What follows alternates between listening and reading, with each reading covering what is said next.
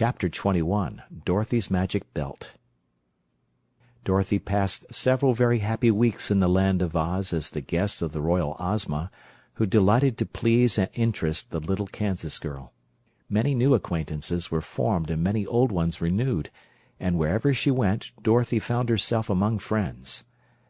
One day, however, as she sat in Ozma's private room, she noticed hanging upon the wall a picture which constantly changed in appearance, at one time showing a meadow, and at another time a forest, a lake, or a village. "How curious!" she exclaimed, after watching the shifting scenes for a few moments. "Yes," said Ozma. "that is really a wonderful invention in magic. If I wish to see any part of the world or any person living, I need only express the wish, and it is shown in the picture." "May I use it?" asked Dorothy eagerly. "Of course, my dear." "Then I'd like to see the old Kansas farm and Aunt Em," said the girl. Instantly the well-remembered farmhouse appeared in the picture, and Aunt Em could be seen quite plainly. She was engaged in washing dishes by the kitchen window, and seemed quite well and contented.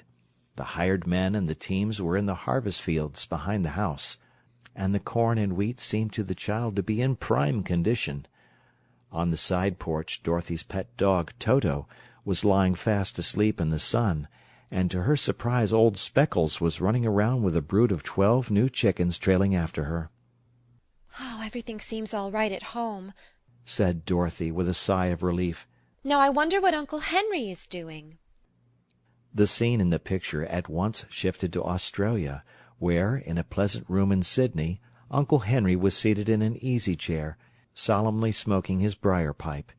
He looked sad and lonely, and his hair was now quite white, and his hands and face thin and wasted. "Oh!" cried Dorothy in an anxious voice. "I'm sure Uncle Henry isn't getting any better, and it's because he is worried about me. Ozma, dear, I must go to him at once." "How can you?" asked Ozma. "I don't know," replied Dorothy. "but let us go to Glinda the Good. I'm sure she will help me and advise me how to get to Uncle Henry." Ozma readily agreed to this plan, and caused the sawhorse to be harnessed to a pretty green and pink phaeton, and the two girls rode away to visit the famous sorceress. Glinda received them graciously, and listened to Dorothy's story with attention.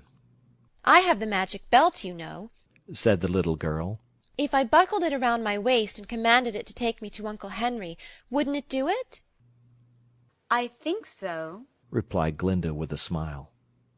"And then," continued Dorothy, "if I ever wanted to come back here again, the belt would bring me." "In that you are wrong. said the sorceress.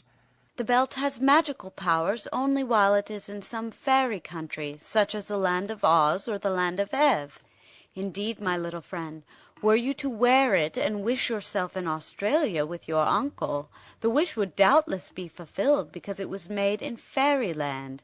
But you would not find the magic belt around you when you arrived at your destination." "What would become of it?" asked the girl.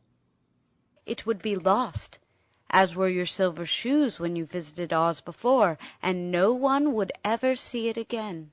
It seems too bad to destroy the use of the magic belt in that way, doesn't it?" "Then," said Dorothy after a moment's thought, "I will give the magic belt to Ozma, for she can use it in her own country, and she can wish me transported to Uncle Henry without losing the belt." "That is a wise plan," replied Glinda. So they rode back to the Emerald City, and on the way it was arranged that every Saturday morning Ozma would look at Dorothy in her magic picture, wherever the little girl might chance to be, and, if she saw Dorothy make a certain signal, then Ozma would know that the little Kansas girl wanted to revisit the Land of Oz, and by means of the Gnome King's magic belt would wish that she might instantly return. This having been agreed upon, Dorothy bade good-bye to all her friends. Tik-Tok wanted to go to Australia, too, but Dorothy knew that the machine man would never do for a servant in a civilized country, and the chances were that his machinery wouldn't work at all. So she left him in Ozma's care. Billina, on the contrary, preferred the Land of Oz to any other country, and refused to accompany Dorothy.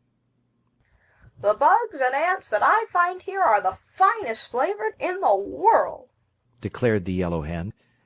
"and there are plenty of them. So here I shall end my days, and I must say, Dorothy, my dear, that you are very foolish to go back into that stupid, humdrum world again." Uncle Henry needs me, said Dorothy simply, and every one except Billina thought it was right that she should go. All Dorothy's friends of the Land of Oz, both old and new, gathered in a group in front of the palace to bid her a sorrowful good-bye and to wish her long life and happiness. After much hand-shaking, Dorothy kissed Ozma once more, and then handed her the Gnome King's magic belt, saying, "Now, dear Princess, when I wave my handkerchief, please wish me with Uncle Henry.